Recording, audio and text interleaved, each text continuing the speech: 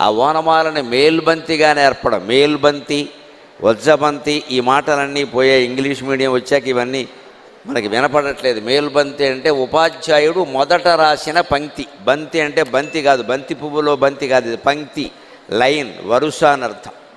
మేలుబంతి అంటే మంచి పంక్తి. మేము చదువుకున్న రోజుల్లో ప్రాథమిక పాఠశాలలో మా ఉపాధ్యాయులు ఎలా ఉండారంటే, వాళ్ళకి ఎంత ఓపిక అంటే 20 మంది విద్యార్థులు ఉంటే 20 మంది నోట్సులు తీసుకుని జంట రోళ్ల కాపీలను ఉండేవి. అందులో మొదటి పంక్తి అడుసు తొక్కనేల కాలు కడుగనేల అని వారు రాసేవారు. అది మేలుబంతి. దాన్నే వజ్జబంతి అని కూడా అంటారు. వజ్జ అంటే ఉపాధ్యాయుడు, వజ్జ అంటే ఉపాధ్యాయుడు, ఉపాధ్యాయుడు రాసిన బంతి అనడానికి వజ్జబంతి, మేలుబంతి అంట. అలాగ ఓనమాలని, ఓర్పుని ఓనమాలని మన తల్లిదండ్రులు భూమాతకు కూడా నేర్పగలరు. అంతటి సహనంతో ఉంటారు. వారిని గౌరవించడమే మనకి ప్రథమ కర్తవ్యం.